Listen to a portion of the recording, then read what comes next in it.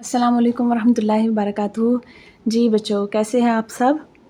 आज जी इंशाल्लाह ताला हम एक्सरसाइज 3.2 करेंगे और उससे पहले हम थ्योरी वगैरह कर लेते हैं। मैं कोशिश करती हूँ जो मैं वीडियो के डिस्क्रिप्शन वगैरह देती हूँ उसमें मैं क्वेश्चंस के टाइमिंग लिख लेती हूँ कि कौन सा क्वेश्चन किस वीडियो में किस टाइम पे है, तो आप वहाँ से बेशक देख लिया करें। अगर आपको कोई स्पेसिफिक क्वेश्चन चाहिए है वीडियो में, क्वेश्चन नंबर 4 करना चाह रहे हैं, क्वेश्चन नंबर 3 करना चाह रहे हैं, तो आप डिस्क्रिप्शन में देखेंगे, उधर आपको क्वेश्चंस की टाइमिंग मेंशन है, आप उस पर क्लिक करेंगे तो आप उस क्वेश्चन पे डायरेक्ट पहुंच जाएंगे। ठीक है, आपको ढूंढने की ज़रूरत नहीं पड़ेगी। चलें जी, स्टार्ट करते हैं। 3.2 से पहले थोड़ी सी हल्की फुल्की थ्योरी है, उसको हम पढ़ लेते हैं क्योंकि वो क्वेश्चन में यूज़ होगी तो आपको पता होनी चाहिए। सो जी, वेरिएशन की हम डेफिनेशन पढ़ते हैं। The word variation is frequently used in all sciences. इसकी कोई ऐसा जिन्होंने डेफिनेशन नहीं दी हुई, बस उन्होंने बताया कि जो वर्ड वेरिएशन है वो फ्रिक्वेंटली यूज होता है ऑल साइंसेज में, हर तरह की साइंस में। ठीक है, there are two types of variation, दो तरह की वेरिएशन होती हैं। एक होती है डायरेक्ट वेरिएशन, एक होती है इनवर्स वेरिएशन। ठीक है जी, डायरेक्ट वेरिएशन जो होती है वो क्या होती है? If two quantities are related in such a way that increase और decrease in one quantity causes increase or decrease in the other quantity। क्या मतलब कि अगर दो क्वांटिटीज आपके पास इस तरह रिलेट कर रही हैं कि अगर एक क्वांटिटी इंक्रीज या डिक्रीज कर रही है तो दूसरी क्वांटिटी भी इंक्रीज या डिक्रीज करेगी उसके साथ ही। ठीक है, अगर वो इंक्रीज कर रही है तो दूसरी भी इंक्रीज करेगी, अगर वो डिक्रीज कर रही है तो दूसरी क्वांटिटी भी डिक्रीज करेगी। Then this variation is called direct variation. ठीक है, जो दोनों एक ही सिमत में हो, एक ही डायरेक्शन में हो, तो वो डायरेक्ट वेरिएशन होगी।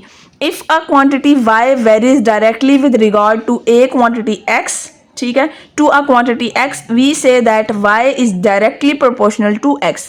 अगर जो y है वो उसको हम ऐसे लिखेंगे। ठीक है, ये y varies x varies too, मतलब इस तरह भी हम पढ़ सकते हैं y वेरीज x, या फिर y is directly proportional to x। ठीक है, डायरेक्टली प्रोपोर्शनल क्या होगा कि अगर वो क्या है, directly with regards to a quantity x, directly regard होगी।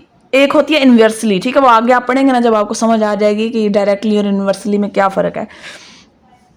इसको हम कैसे लिखते हैं? y वेरीज x, या फिर y is directly proportional to x। ठीक है, या फिर इसको हम जब इक्वल की फॉर्म में लिखते हैं तो इक्वल टू kx।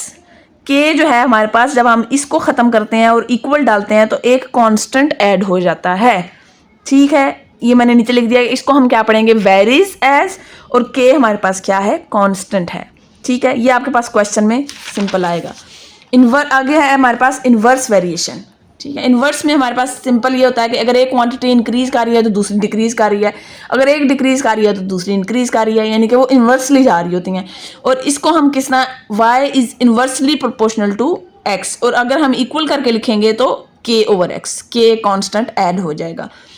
चलिए जी, हम क्वेश्चन एक्सरसाइज की तरफ आते हैं। अगर आप ये क्वेश्चन, पहला मैं आपको बताऊं, अगर आप ये पहला क्वेश्चन भी ठीक से समझ लेते हो ना तो पूरी एक्सरसाइज आप आंखें बंद करके कर सकते हो, किसी भी हेल्प के बगैर। सारे क्वेश्चन बिल्कुल एक जैसे हैं सबके सब। ठीक है, क्वेश्चन क्या है? इफ वेरीज डायरेक्टली, सॉरी इधर y लिखना था। If y varies directly as x and y is equal to 8 when x is equal to 2, find, पहला क्या है हमारे पास?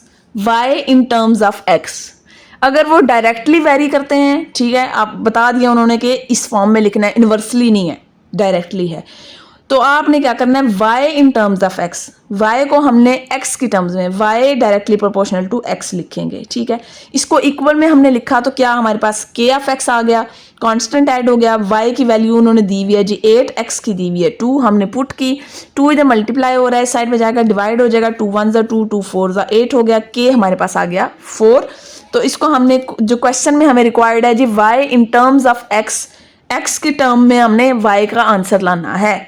तो हम इसमें k की वैल्यू पुट करेंगे, क्या है 4, तो y is equal to 4x। ठीक है, y in terms of x, x की टर्म में हमारे पास y का आंसर आ गया। सिंपल सा क्वेश्चन है। नेक्स्ट जिससे इसी क्वेश्चन का पार्ट है y when x is equal to 5। ठीक है, अब ये एक और उसमें ऐड करेंगे। पहले हमने y वही डायरेक्टली प्रोपोर्शनल टू x लिखा, k की वैल्यू फाइंड आउट की, 4 आ गई वैल्यू जो पार्ट 1 में की है उसी तरह ही, ठीक है। अब अकॉर्डिंग टू क्वेश्चन क्या है हमारे पास कि y when x is equal to 5, पहले तो सिंपल x ही था तो हमने आंसर में y is equal to 4x लिख दिया था। अब उस x की जगह हमने वैल्यू पुट कर देनी है x की जो क्वेश्चन में उन्होंने दी है। अब y is equal to k of x है, k हमारे पास 4 है, x हमारे पास 5 है, तो 4 और 5 वैल्यू पुट की तो 5 4 ज़ा 20 हमारे पास आंसर आ गया, ठीक है। Next x when y is equal to 28।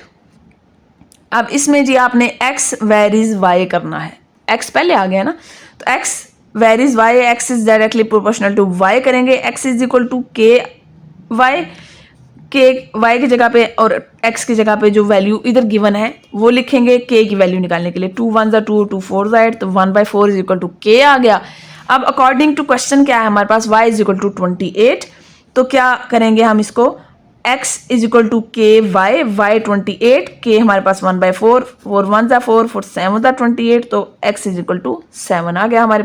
इसको हम इस तरह भी कर सकते हैं, एक ये भी तरीका है करने का, लेकिन एक ये भी है, मैंने सारे में यही वाला मेथड यूज़ किया, लेकिन मैं आपको दूसरा भी साथ साथ बताती जाऊंगी। दूसरा क्या है हमारे पास, वो थोड़ा ज़्यादा सिंपल है, वो कर लें तो भी अच्छा है।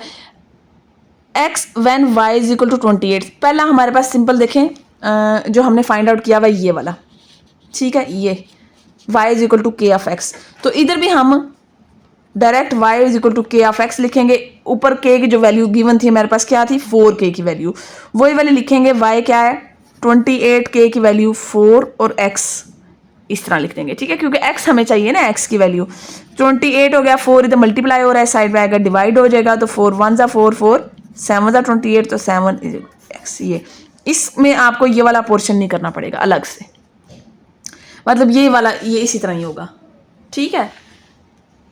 तो सिंपल सिर्फ ये वाला आगे वैल्यूज पुट करके आंसर लिख देंगे। मैंने x व्हेन y किया तो ये करके तो इस तरह कर लिया, मर्जी है आपकी, आप जिस तरह मर्जी करें। नेक्स्ट जी क्वेश्चन नंबर 2 है आपके पास, if y is directly proportional to x and y is equal to 7 when x is equal to 3 then find y in terms of x। Again ये जो पिछले क्वेश्चन की तरह आ गया जी, y in terms of x करना है, y is directly proportional to x होगा, के इक्वल के फॉर्म में लिखेंगे। y 7 है, x 3 है, वैल्यू पुट की 7/3, 3 इधर मल्टीप्लाई हो रहा इधर आएगा तो डिवाइड हो जाएगा। सिंपल हमारे पास y in terms of x क्या आएगा, k की जगह पे हम इसकी वैल्यू पुट करेंगे तो y is equal to 7/3x answer आ गया। पार्ट 2 है जी, x when y is equal to 35 and y when x is equal to 18। Again जी हमने ये हर क्वेश्चन में हमने करना है ना part, x directly proportional to y, या फिर इसमें भी आप ये वाला जो सारा है ना y वाला ही, ये क्वेश्चन वाला, ये वाला आप पुट कर लें इस तरह, ठीक है। k आपके पास 7/3 आ जाएगा, तो आप क्या करेंगे, x when y is equal to 35, x आपने फाइंड आउट करना है। अगर y 35 होगा तो क्या करेंगे, y is equal to k of x, y हमारे पास क्या है 35, k हमारे पास क्या है 7/3 और x हमने फाइंड आउट करना है। 3 इधर जाएगा, इसके साथ मल्टीप्लाई होगा, 7 ऑफ x 3 मल्टीप्लाई करेंगे और इस साइड पे 7 को इधर मल्टीप्लाई हो रहा है तो 7 को इधर लाएंगे तो वो हो जाएगा डिवाइड, ठीक है। तो 7 1 ज़ा 7, 7 5 ज़ा और 5 3 ज़ा 15 आपके पास x आ जाएगा, अगर ऊपर वाली वैल्यू आप यूज़ करेंगे k की, ठीक है। लेकिन अगर आप दोबारा अपनी वैल्यू x से निकालना चाहते हैं तो x वेरीज y करेंगे, इक्वल टू करके k पुट करेंगे, x की जगह पे 3 पुट किया, k की वैल्यू हमने निकाल ली, y की जगह पे 7 पुट किया, 7 इस साइड पे आएगा, 3/7 हो गया, तो x के हिसाब से हमारी k की वैल्यू 3/7 आ गई।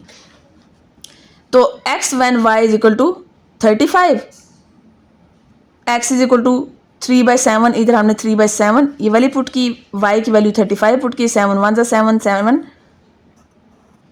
5 ज़ा 35, तो 5 3 ज़ा 15 हमारे पास आंसर आ गया। आगे जो क्या उन्होंने कहा है, and y when x is equal to 18, ठीक है जी। आप इसमें ही अगेन इस वाले में वैल्यू पुट कर लेंगे। y क्या है आपके पास, आपने फाइंड आउट करना है। k आपके पास 18 है, ठीक है, k नहीं सॉरी x आपके पास 18 है। 18 is equal to k y। 18 k क्या है हमारे पास 3/7, 3/7 y। अगेन 7 को इस साइड पे लेके जाएंगे, 18 के साथ मल्टीप्लाई होगा। 3/3 को इस साइड पे लेके आएंगे, मल्टीप्लाई हो रहा है, इधर आएगा तो डिवाइड हो जाएगा। 3 1 ज़ा 3, 3 9 ज़ा 18, 7 3 सॉरी 9 ज़ा नहीं 6 ज़ा, तो 6 7 ज़ा 42 हमारे पास y आ जाएगा, ठीक है। ये अब मैंने मेथड इधर ही दो बताए हैं कि एक जो मैंने ये किया हुआ है, एक ये मेथड है कि आप ऊपर एक ही दफ़ा k की वैल्यू निकाल लें और उसको आप अलग अलग जो कंडीशंस दी हुई हैं उनके साथ पुट कर लें एक ही वैल्यू को। लेकिन जो मैंने किया हुआ है उसमें देखें आप y when x is equal to 18, तो मैंने y वेरीज x किया है। अगेन k की वैल्यू मैंने निकाली है, क्योंकि ये जो k की वैल्यू मैं निकालती हूँ उसके बाद इसी साइड पे सब होता है तो सिंपल हो जाता है करना, वो उस तरह थोड़ा सा डिफिकल्ट होता है, ठीक है। अगेन मैंने k की वैल्यू निकाली, 3 इधर मल्टीप्लाई हो रहा है, साइड पे आएगा तो डिवाइड हो जाएगा। k की वैल्यू आ गई, y when x is equal to 18 करेंगे तो x हमारे पास आएगा 18 और y k हमारे पास 7/3 आएगा। 3 1 ज़ा 3, 3 6 ज़ा और 6 7 ज़ा 42 हमारे पास y आ गया। नेक्स्ट अब जिस तरह मैंने किए हैं आप उसी तरह ही समझें। If r is directly proportional to t and r is equal to 5 when t is equal to 8, ठीक है। पहले हमने k किन वैल्यू से फाइंड आउट करना है, इनसे, ठीक है। उसके बाद नीचे पहले हम k फाइंड आउट करते हैं। r is directly proportional to t, r is equal to kt, k t की क्या है 8, r की क्या है 5। 8 को इस साइड पे लाएंगे, 5 के साथ डिवाइड हो जाएगा तो 5/8 हमारे पास वैल्यू आ गई, ठीक है। इसमें हमने पुट कर दी r is equal to 5/8 t। Next क्या है, उन्होंने कहा है also find r when t is equal to 64। हमने r फाइंड आउट करना है जब t 64 हो। r is equal to kt हमने इसी में ही पुट किया, k 5/8 है, t क्या है हमारे पास 64। 8 को हम इससे कटिंग करेंगे, 8 8 ज़ा 64, 5 8 ज़ा 40 हमारे पास आ जाएगा r। दूसरी कंडीशन क्या है, t when r is equal to 20। अब t और r है, t पहले है, t is directly proportional to r, ठीक है। t is equal to K R, t की जगह आप क्या पुट करोगे, वैल्यू जो ऊपर जिससे हमने k की वैल्यू फाइंड आउट करनी है 8, r की 5, 5 इस साइड पे आएगा, 8/5 हमारे पास k आ गया। अब r 20 पुट करना है, t is equal to K are में k हमारे पास 8/5 है, r हमारे पास 20 है। 5 1 ज़ा 5, 5 4 ज़ा 20, 8 4 ज़ा 32 हमारे पास आंसर आ गया, ठीक है जी। नेक्स्ट क्वेश्चन नंबर 4 है if r is directly proportional to t square and r is equal to 8 when t is equal to 3 find r when t is equal to 6, ठीक है। पहला हमने सिंपल किया, इक्वल किया put k t square, t की value 3, r की value 8। 3 का square है तो 3 3 9 लेंगे, 9 इस साइड पे मल्टीप्लाई हो रहा है, इस साइड पे आएगा तो डिवाइड हो जाएगा। 8 divided by 9 is equal to k। k की वैल्यू पुट करके हमने इस जगह पे इसको हमने इस तरह रूल लिखना है एक दफ़ा, ठीक है। r is equal to K T square. अब हमने क्या फाइंड आउट करना है, r फाइंड आउट करना है when t is equal to 6 है।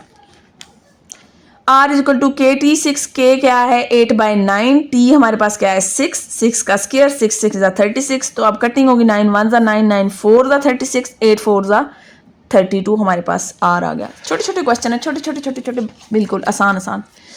अगेन क्वेश्चन नंबर 5 है आपके पास, v is directly proportional to r cube, v 5 r 3 find r when v is equal to 625। Simple जी, v is directly proportional to r cube करेंगे, equal लिखेंगे, constant आ जाएगा साथ। अब r क्या है हमारे पास 3, v हमारे पास 5, r का क्यूब है तो 3 का क्यूब लेंगे। 27 इधर मल्टीप्लाई हो रहा है, साइड पे आएगा डिवाइड, तो हम इसमें अब आपने v is equal to k क्या है 5/27 r क्यूब आ गया, ठीक है। अब क्वेश्चन हमने क्या है, r when v is equal to 625, ठीक है। r हमारे पास अब r पहले है ना, तो r is directly proportional to v होगा। r क्यूब है is equal to K V, r cube, r हमारे पास 3 है, 3 की वैल्यू पुट की हमने is equal to K we, 3 3 ज़ा सॉरी 3 को 3 टाइम्स करना है, 27 आएगा। 5 इधर मल्टीप्लाई हो रहा है, साइड पे आएगा तो डिवाइड हो जाएगा। 27/5 आ गई वैल्यू। अब इसमें हमने 27/5 k की जगह पे पुट किया, v की 625 आएगी, ठीक है। अब देखें 5 को हम कटिंग कर देंगे, ये मैंने इधर साथ डिवाइड किया, पता चलेगा 125 आएगा। ठीक, 125 और 27। अब 27 क्योंकि इधर क्यूब है, हमें सिर्फ आर की वैल्यू चाहिए। क्यूब को ख़त्म करने के लिए हम क्या करेंगे, इन दोनों का भी क्यूब कर लेंगे। 27 किसका क्यूब है, 3 का। 125 किसका क्यूब है, 5 का। अब ये तीनों क्यूब में हो गए।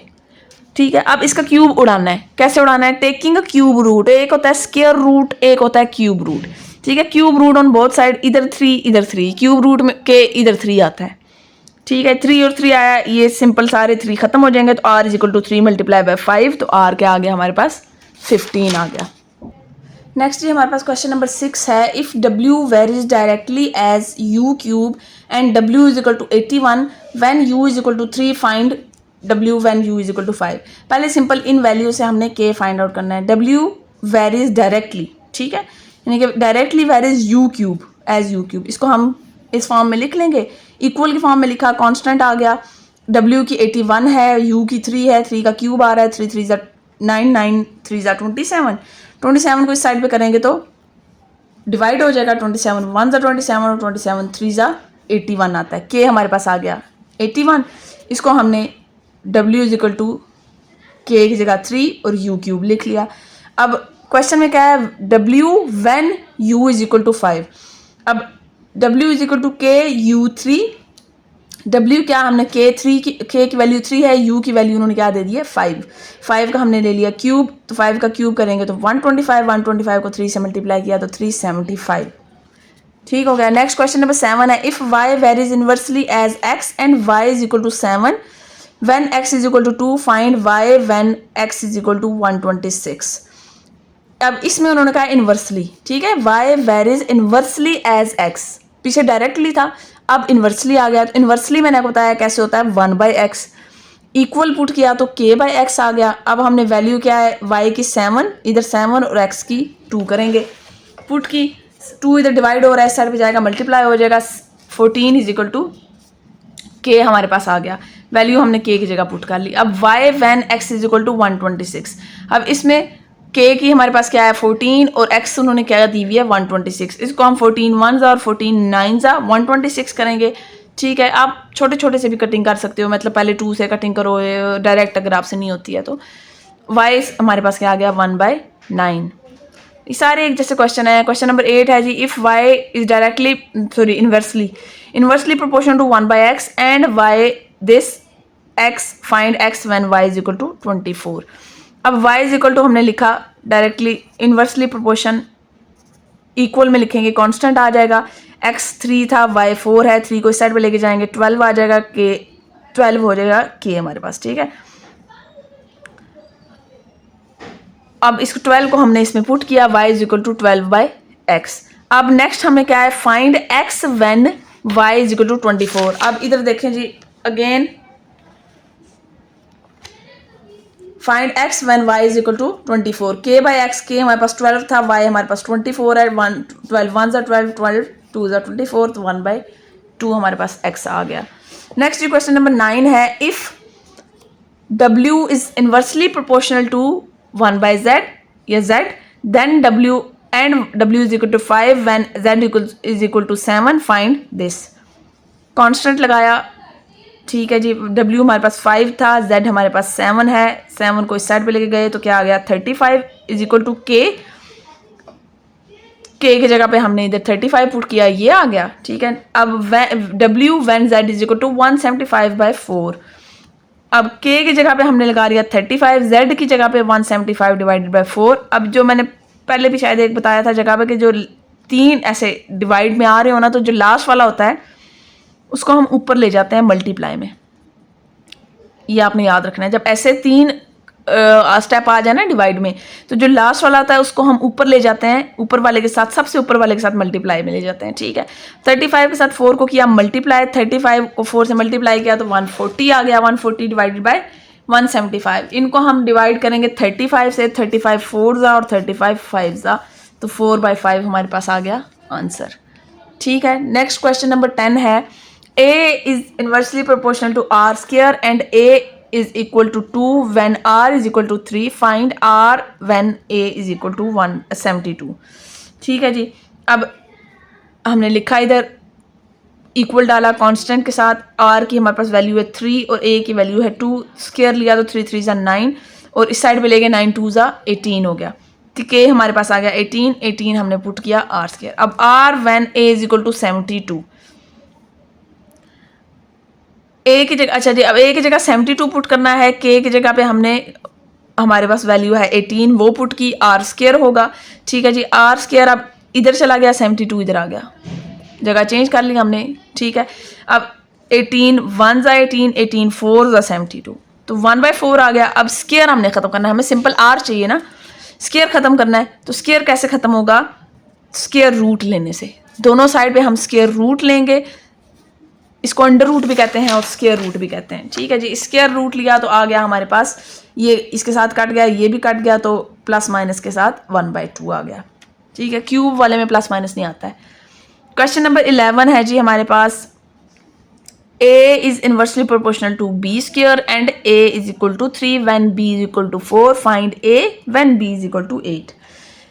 सिंपल ये लिखा, कांस्टेंट डाला, वैल्यूज पुट की, a की 3 है, b की 4 है, स्क्वायर है 4 का तो 4 4 16, 16 इधर डिवाइड हो रहा है, इधर जाएगा तो मल्टीप्लाई हो जाएगा, इज इक्वल टू k, और k हमारे पास आ गया 48, इधर हमने k की जगह 48 पुट कर लिया, a is equal to 48 divided by b square. अब a when b is equal to 8, ठीक है, अगेन हमने a is equal to k और b स्क्वायर लिखा, k हमारे पास 48 है, b हमारे पास 8 है, 8 का स्क्वायर लिया, 8 का स्क्वायर 64 आता है, डिवाइडिंग बाय हम क्या करेंगे 16 3 और 16 4 40। ठीक है, 3/4 हमारे पास a आ गया। सारे एक जैसे क्वेश्चन हैं, सेम है, इजी हैं, सिंपल हैं। क्वेश्चन नंबर 12 है जी हमारे पास, अब v is inversely proportional to r cube and v is equal to 5 when r is equal to 3, find v when r is equal to 6 and r when v is equal to 320। अच्छा जी, पहले simple किया, के constant लगाया, equal लगा के, v 5 है, r 3 है। ठीक है, 3 3 9 9 3 27, 27 इधर जाएगा मल्टीप्लाई होगा, के हमारे पास 135 आ गया, v is equal to 135 by r3। अब v when r is equal to 6, अब इसी के अंदर हमने r की जगह 6 पुट करना है। ठीक है, 6 क्यूब हो जाएगा, 216 डिवाइडिंग बाई 27 हमने करना है, 27 5 और 27 8। ठीक है, तो 5/8 हमारे पास v आ गया। अब अगला क्या है, r when v is equal to 320। अब इसके अंदर ही हमने v 320 करना है और r हमने फाइंड आउट करना है। ये जी देखें, k 135 है, v 320 है, r हमने फाइंड आउट करना है। अगेन हमने इन दोनों की जगह चेंज कर दी, ये इधर आ गया, ये इधर चला गया, 320 और 135 इनको हम डिवाइडेड बाय 5 करेंगे तो क्या आएगा 27 और 64। ठीक है जी, 27/64। अब 27 हमारे पास किसका क्यूब बन सकता है? अगेन हमने क्यूब बनाना है, क्यूब खत्म करना है, r की वैल्यू निकालनी है, 3 का क्यूब और ये 4 का क्यूब। ठीक है जी, तो टेकिंग अब again cube root on both side, cube root लिया हमने, सॉरी क्यूब रूट में इधर 3 आता है, 3। ठीक है, r इज इक्वल टू 3/4 हमारे पास आंसर आ गया, ये 3 3 3 कट जाएंगे, ख़त्म हो जाएंगे। ठीक है जी, इसका जी लास्ट क्वेश्चन है, यस लास्ट क्वेश्चन, 13 क्वेश्चन है जी लास्ट। इसमें वो क्या कह रहे हैं, m is inversely proportional to n cube and m is equal to 2 when n is equal to 4, find m when n 6 and n when m 432। पहले simple हमने k find out करना है, इन दो वैल्यूज़ के साथ k फाइंड आउट करेंगे। ठीक है जी, 2 और 4 लगा के 4 का क्यूब लिया, 64 आएगा, 64 इधर डिवाइड हो रहा है, इस साइड पे जाएगा मल्टीप्लाई हो जाएगा, 128 हमारे पास k आ गया, इधर हमने पुट कर दिया। अब m फाइंड आउट करना है when n is equal to 6, n की जगह पे हमने 6 पुट कर देना है। ठीक है, 6 का क्यूब लिया, 216 आया, डिवाइडेड बाय 8 किया हमने दोनों साइड को, तो क्या आ गया, कटिंग हो गई, 16 और 27 आ गया, m इज इक्वल टू क्या आ गया हमारे पास 16/27। अब अगली क्या कंडीशन है, n when m is equal to 432। अब इसमें अगेन हमने क्या करना है, पुट करना है, k 128 है, m हमारे पास 432 है, n क्यूब है, अगेन इन दोनों की जगह चेंज की। ठीक है जी, इसमें हमने डिवाइडिंग बाय 2 करना है, इनको 2 से डिवाइड किया, इन दोनों की कटिंग हो गई, 64 डिवाइडेड बाय 216 आ गया। अब 64 किसका क्यूब बनता है, 4 का, 216 किसका क्यूब बनता है, 6 का। अगेन क्यूब रूट लेंगे दोनों साइड पे, क्योंकि हमने इसका 3 ख़त्म करना है, क्यूब रूट लिया, इधर भी क्यूब आया, इधर भी आता है क्यूब। ठीक है जी, ये ख़त्म हो गया। n = 4/6। इसकी आप कर देंगे कटिंग। 2 से अगेन डिवाइड किया, 2 2 ज़ा 4, 2 3 ज़ा 6, तो 2/3 हमारे पास आ गया n। ये आपकी थी एक्सरसाइज 3.2। बिल्कुल सिंपल सी थी, आसान सी थी, कोई इतना मुश्किल काम नहीं था। तो अगर कोई क्वेश्चन समझ ना आई हो, कोई प्रॉब्लम हो, कोई मसला हो, तो आप मुझे बता सकते हैं, मुझसे पूछ सकते हैं कमेंट सेक्शन में। मैं आपको डिटेल्ड आंसर करूँगी इंशाल्लाह।